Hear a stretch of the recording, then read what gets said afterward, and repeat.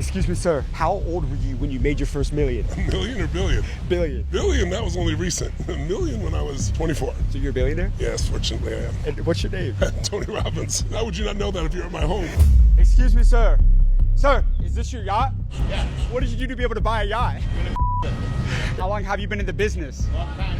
You got this boat? Long time. How much was this boat? You want me to tell you the good news or the bad news? The bad news first. The bad news is 120 million euros. $100 million? 120. Excuse me, sir. Sir, is this your G-Wagon? It is. And how did you get rich, man? Like, how old were you when you became a millionaire? 26. And what line of business are you in? I'm in the money business. What do you mean? Private equity. What was the most amount of money you made in a single year? I have, at this point, 114 companies. We do $12 billion in business per year across a variety of industries. I have had one business that generated over $3 billion that I own personally. What's the most fascinating thing you've learned about people throughout your career? Well, most people. Dr. D, what's going on? What's up, my guy? What's going on? Listen, you know the Paul brothers? Jake and Logan Paul? Yeah. Okay, so listen, Jake Paul's fight is tomorrow. Weigh-ins are tonight. I think I got you an interview with Jake. Are you down? You talk about tonight?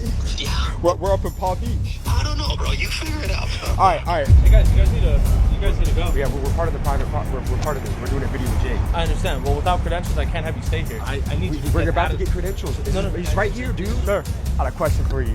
right, How that's old good. were you when you became a millionaire? Guys, this is about to be one of the most insane videos that you have ever seen, and I'm not kidding, because right now I'm standing in the Millionaires Playground. Scratch that. Billionaires Playground. I'm out here in Palm Beach, right up north of Miami, and there's more billionaires that live here than anywhere else on earth. And I'm gonna be cold approaching multi-millionaires, billionaires in the streets of Palm Beach today to figure out how they got rich. But that's not all, because I secured an interview out here in Palm Beach with Tony Robbins, the man who's behind the mindset of all the billionaires that you know, and he himself has made millions of billions of dollars throughout his career. So this video, like I said, is about to be insane from start to finish, so stay tuned until the end. With that being said, let's get this video on the way.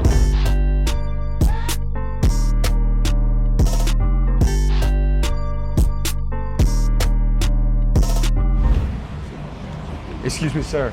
Sir, how old were you when you became a millionaire? Real quick, so I grew a channel to 18 million followers, interviewing business owners all over the world to help the younger generation.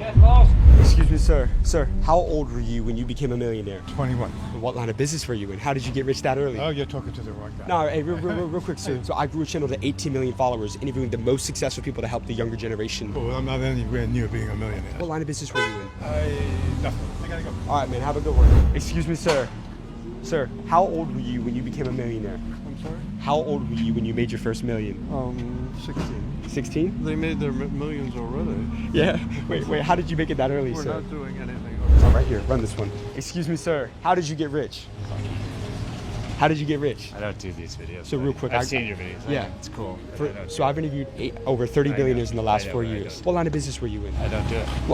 Here's my I'm an question. ex-professional racing driver. You can do the rest of the research. You're a racing driver? I was retired. What was your name? Jake Hoffman. Jake Hoffman. One message for the younger generation that can help them out. You're not listening. All right, my man. Have a You're good Hey, at what you do, hey, but I'm you just trying to tell you. You got to be persistent, man. Have a good one. All right, you guys. So look, Palm Beach has been insane to film it so far. I can't get these people to stop and give me a second to do an interview. But look, I just got the word that while we're in Palm Beach right now, one of the biggest yacht owners meetup is happening right now in this city. So we're gonna head over to it to go find and interview yacht owners to figure out how they built their wealth and got rich in the Billionaires Playground of Palm Beach, you guys. So let's head over right now and go see who we can find. Guys, real quick, I gotta show you something right now. So this boat standing right behind me, you can see it in the background. Apparently it was bought for over $100 million, but I've got crazier news. Apparently the owner of that yacht, the person that bought it, is actually here right now, and he's on the boat. And we were told that any second now he could be coming out onto the deck, and we can actually go up and approach him to figure out what he did to be able to buy this thing. I've got no idea what this person did. I don't even know how you buy a $100 million yacht, but we're about to figure out super soon because I'm not gonna take no for an answer. I'm not gonna stop until I figure out what he did to be able to buy this thing, you guys. Come on.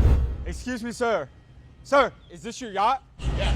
What did you do to be able to buy a yacht? In the car business. What business? New car business. Selling cars.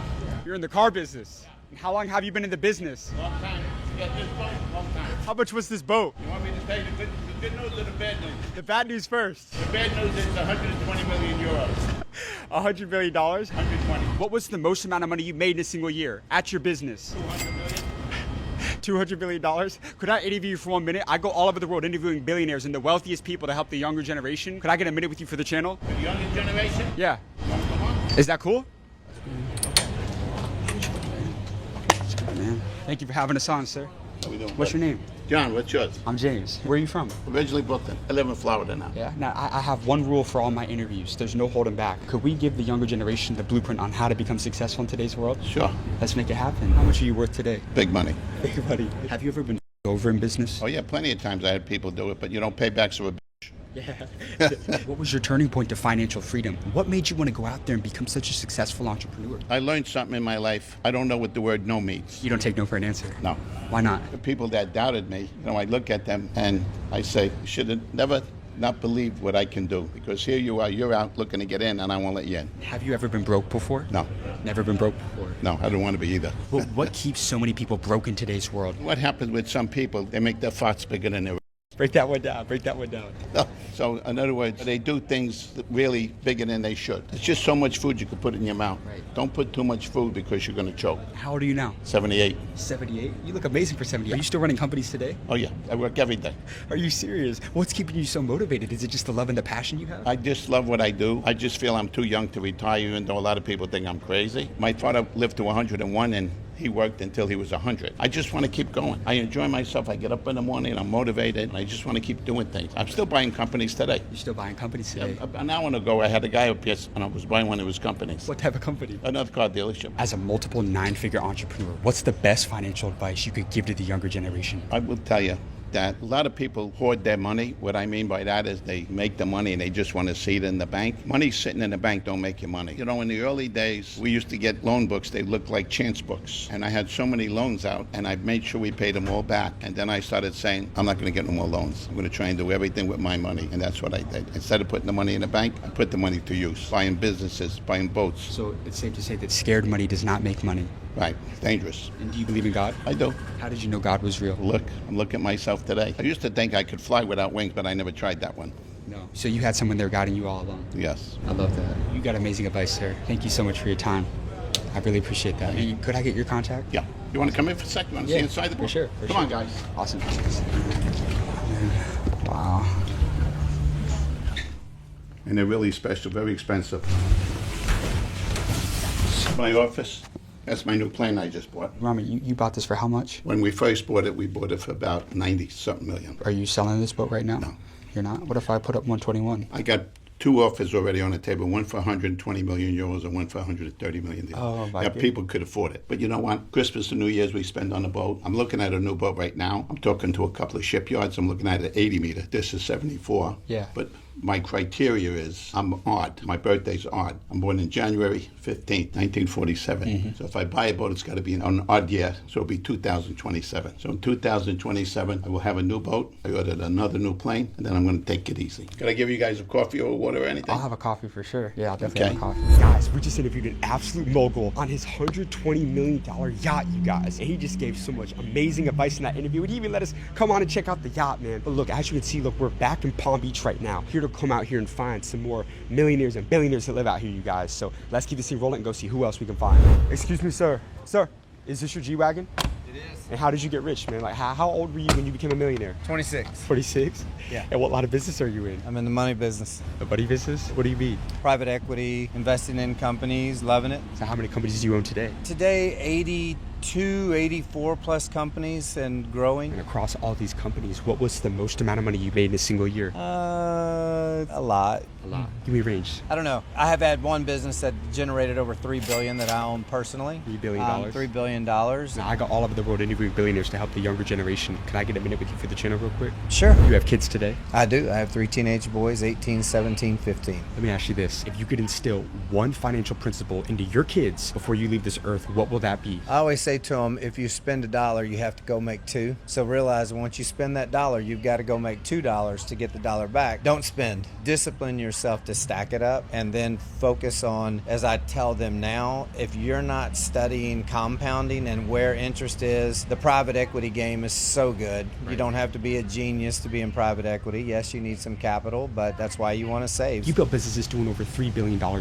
year. You're still building companies today. You own 80 companies now. Why still keep building businesses businesses and making millions and billions of dollars. Like, why are you still Business is fun. People are fun. I think at the end of the day, fulfillment is the number one deal. You are very fulfilled by what you do. You love it. You get a high off of talking to people, right? And you learn so much from it. So I think we've made millions of dollars from it too. Exactly. You know? But it comes with loving what you do. You got to love what you do, and everyone will find what they love. They just have to be willing to turn over a million more rocks than most people. Most people that you and I grew up with, they just wouldn't even take the chance of turning over 5 rocks for fear of what their name may look like for trying 3 or 4 ventures and falling on their face. They're worried about what people think about them. It's the biggest mistake you can make in your early 20s. How did you overcome that? Because I'm sure you had people that doubted you. I'll tell you a fast, funny story. So before the internet, I was making 6 figures a month in my mid-20s. And so back then, it was life-changing, right? But I was saving. I understood how to invest. Back in that day, there was a phone book. I never will forget. One day, I'm looking at this phone book, and I'm looking in the mirror, and I'm like, you're the biggest liar. I'm looking at myself in the mirror going, here's a phone book with every first name and last name within a radius of where I live. And so I started calling every first name. I'd say, hello, David so-and-so. I can't remember where I met you, but I wanted to give you some updates on my company. And I started going through that, and it was a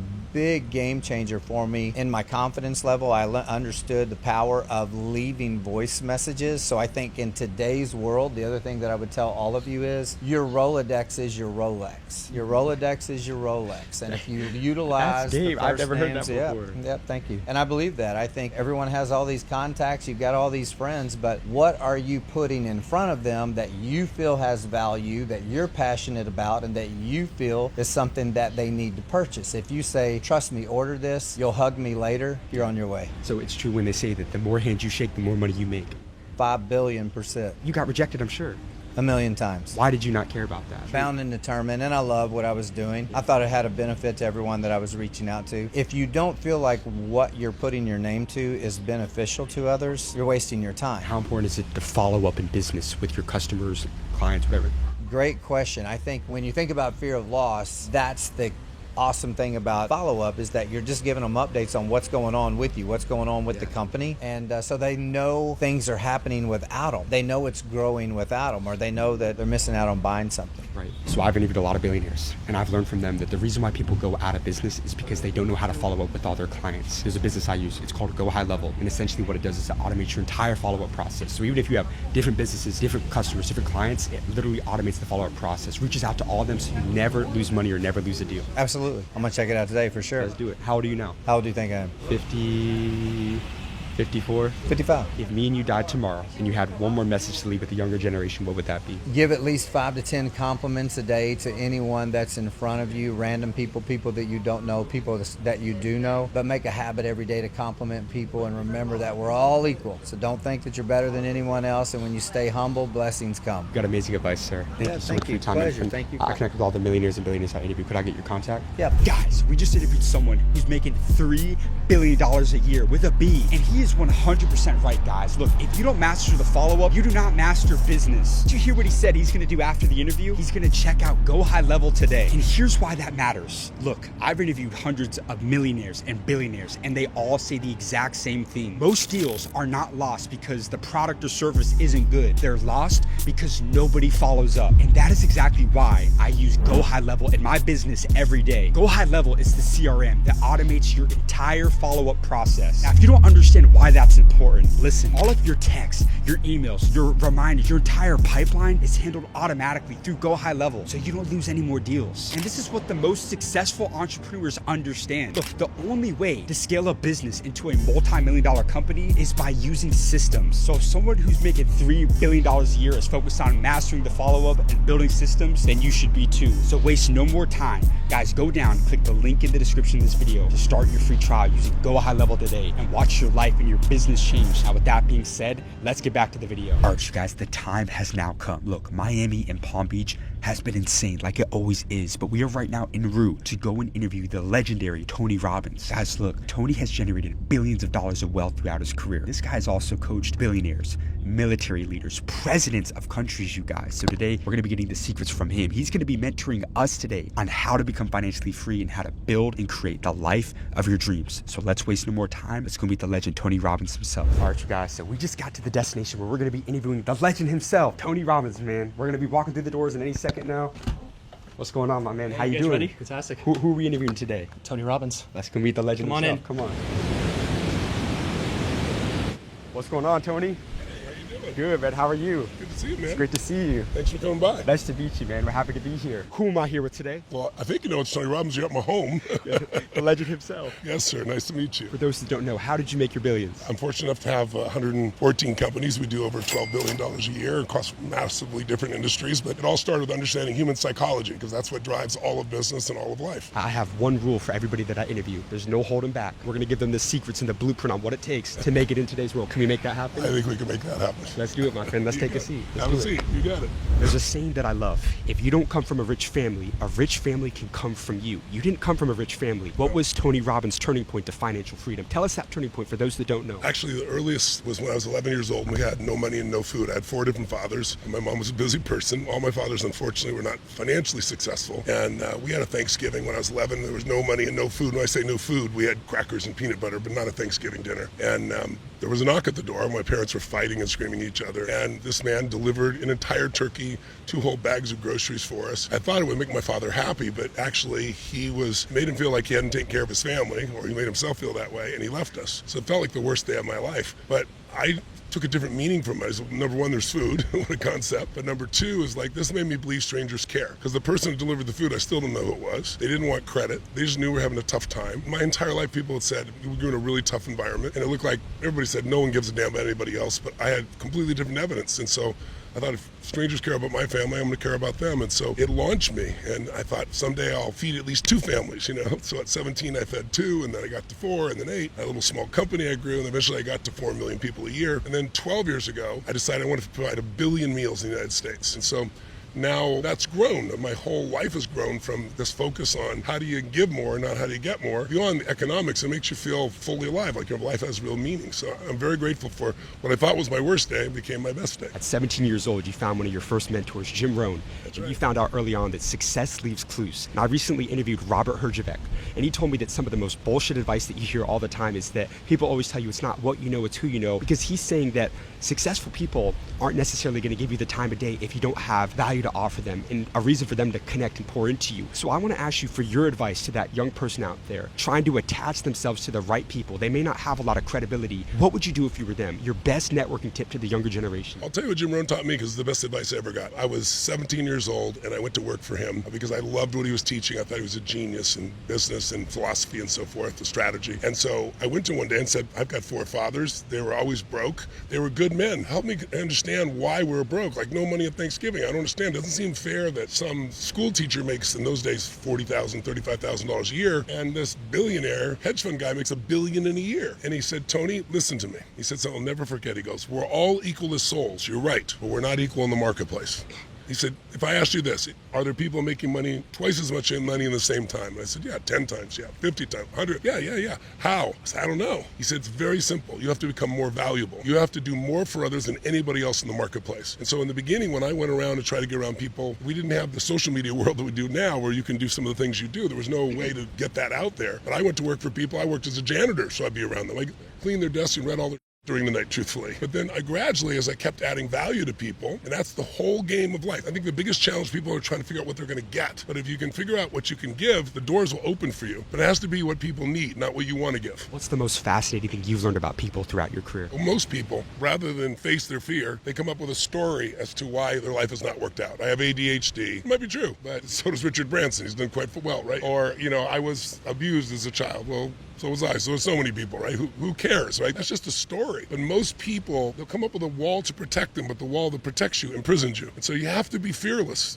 Fearless doesn't mean you don't have fear. It means you fear less. It means you take action anyway. Courage doesn't mean you're not afraid. Courage means you're scared, but you do it anyway. You have another summit that's coming up. Yes, I do. Once a year, I do a summit for 1.3 million people. And it came because of COVID. And I was like, I don't want people to be screwed over. I'm used to doing stadiums, and they started shutting down every stadium in the world. So I built a studio, 50-foot high ceilings and 25 LED screens. And I go for 3 days with people. And it's called Time to Rise. You go to timetorisesummit.com, I believe it is. And there's no charge. All you got to do is show up for about 2.5 hours a day, and I'll show you how to start your year right. Instead of hoping the year's going to go right or setting a bunch of New Year's resolutions, we'll show you how to put a plan together that you can really implement. implement, and people have a blast with it. At 114 companies, there's a saying that I love: concentration builds wealth, diversification keeps it. You weren't afraid to diversify and go into different industries. At what point do you think an entrepreneur should diversify? That's a great question. I think the worst mistake a parent can make is they're a terrible parent, so they have a second child, right? And a third before they're really good at anything. And I see that with entrepreneurs often, because it's easy. It becomes fun to start something new. And I made that mistake early on myself. I remember one time I was going to a bunch of billionaire friends of mine that I was coaching, and then I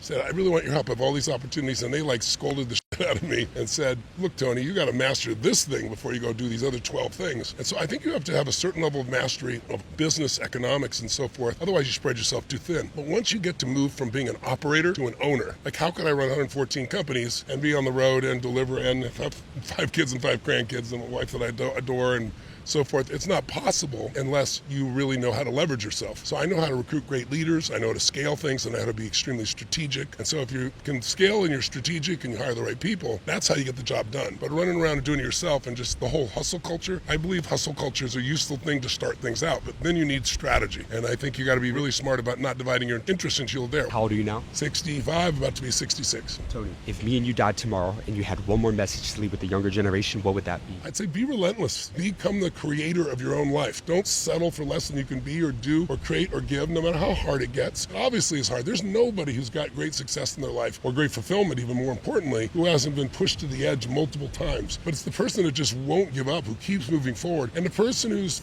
found something they care about more than themselves. I think that's the most important thing. I don't care if it's your kids or it's your family, if it's your business, it's your mission. If there's something you care about more than you, you're going to have enormous energy for the rest of your life. If it's just about you, you don't need that much to fulfill your basic needs. And so you'll eventually burn out. But if it's about something larger than yourself, man, I get up there and I go 12, 13, 14 hours at 66 years old, and people go, holy shit, I'm 24 or 25 and I can't keep up with this guy, right? But where does that energy come from? Yes, I work out like a crazy person, but that's not enough. It's psychic energy. It's emotional energy. It's the energy of knowing what you're doing matters. You got amazing advice, sir. Thank you. Thank you so much for your time, Nice man. meeting you. Hey, you're a massive inspiration.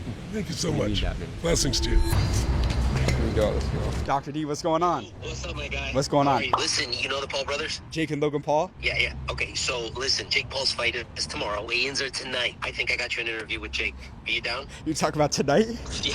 We're up in Palm Beach. I don't know, bro. You figure it out, bro. All right. We can be there in an hour and a half. Can we make it work? I don't know, dude. Just freaking fly down here, because this is about to go down. All right, we're gonna make it happen. Hey, we're about to go interview the legendary Jake Paul. Thanks to Dr. D, man. Look, we're about to make this happen right now. Stay tuned. We're on the way to Jake. Come on. All right, you guys, we just got to the destination where we're gonna be interviewing Jake Paul. You guys out here in Miami, Florida. You guys, come on. Hey, can I ask you a question? What's up, man? What's How you up, doing, dude? bro? Nice to see God you, bro. bless you. Hey, guys, you guys need to go. Yeah, we're part of the private. We're part of this. We're doing a video with Jake. I understand. Well, without credentials, I can't have you stay here. Okay. All Thank right. you. No, guys, let me explain. I need you to We're get about out to of- get credentials. No, He's right here, dude. Cameras, backpacks, things like that. Please take them off. Leave them. All right, you guys, so any second now, that boy Jake Paul's going to be coming out. He's doing a weigh-in right now with Anthony Joshua, man. He's got a fight tomorrow night, and he's about to drop some game to you guys, man. Come on, this is crazy, guys. It doesn't get any bigger or better than this, you guys. Come on. Excuse me, sir. Sir, I had a question for you. All right, How what's old good? were you when you became a millionaire? Oh, I think I was like 20. How did you get rich, man? You made a lot of millions in your career. Man, it was really getting a lot of views back in the day from YouTube, brand deals, and then selling merchandise. Yeah. Throughout your career, what was the most amount of money that you've made in a single year? It'll probably be like this year, close to 9 figures. And that's net? Yeah, net, yeah. Always net. Always count the net. Don't count the gross, people. You made millions off YouTube. You made millions off of boxing. And now investing, man, in the business world. What was your biggest driving factor to your success? Yeah, I was always fascinated by Silicon Valley, and I really started investing at 18 years old. I'm into startups, and I just loved people who were on the frontiers of tech and changing the world, and getting to be around them and hearing their vision and just helping them build their companies. And so, yeah, investing is like one of my biggest hobbies. Yeah, it's going really well. Tomorrow night, you're going to fight one of the greatest fighters of all time. I'm going to ask you the same question I asked Tom Cruise. Do you not fear anything? No, I fear a lot of things, man, but you know, life is about fearing it and still going after it, still pushing yourself, being outside of your comfort zone and pushing yourself outside of your boundaries. That's where success lies. So yeah, I'm definitely have fear going into the ring, but I'm harnessing it to my advantage. And what's your self-talk like in that moment? Yeah, first and foremost, I thank God. I know He wouldn't put me into any moments that I wasn't capable of handling. And then just belief in the vision, seeing the knockout, seeing my hand raised, staying positive. If a negative thought comes up, I look at it as like a car on the freeway passing by. I acknowledge it, but I let it go. And then just having fun, bro. I literally just act like goofy and silly all the time and dance around and talk and just have fun. If you're having fun, you're in a flow state and there's joy, and joy brings more success as well. Something I've been dying to ask you. You've been doubted more times than just about anybody else, but you don't give a about what anybody thinks about you. Why did you not listen to those people? Yeah, I know who I am at the end of the day. It's just me and God. You're born alone, you die alone. And a lot of these people are pushing their own limitations that they have of themselves onto you because they believe that they can't do it. They're insecure. They're the ones not chasing the dreams. But not a single successful person has ever said anything hating on me. So it's all the people, fighters, entrepreneurs that always have great things to say. It's the losers who try to drag you down to their level, and so I just focus on the positive always. You've never met a hater that's doing better than you. Exactly. Facts, dog. Facts, dog. It seems like you found God recently. How did you know God was real? It started years ago through breath work when I first experienced the presence of God, probably 4 or 5 years ago. And since then, life has completely changed, and being able to walk with faith and connect with God through meditation, breath work, and daily prayer, there's always something that comes through, a lesson that needs to be worked on, and it's been extremely helpful and changed my life. And I'm able to walk into the ring tomorrow without any fear because I asked Jesus to take it from me. And what's your name? Jake Joseph Paul. And how old are you? I'm 28. And your last message to the younger generation? Find God, work hard, persevere, and practice discipline. And don't give a what anybody else thinks. Let's go. Hey, you got amazing advice, man. Thank you for your time. Thank you. Congratulations, man. I'm proud Cheers, of you. man. Thank you. Bro,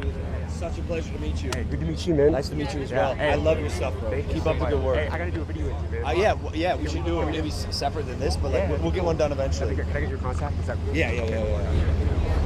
Guys, that's a wrap on today's video, man. We interviewed back-to-back Cody Robbins and Jake Paul in the span of just a couple hours, man. My guy Jake gave a great interview, man. I need you to stop what you're doing right now. Like, subscribe for amazing content every week. Because, guys, I'm telling you right now, nobody's bringing you guys content like this. Link it up with the people that we're linking up with, you guys. Go down to the link in the description right now because you can join the #1 entrepreneur community and network in the entire world, where you get access to 8, 9-figure, and even billionaire entrepreneurs, where you get mentored from them every week on live calls that we host. We can't wait to see you on the inside. With that being said, as always, see you in the next video.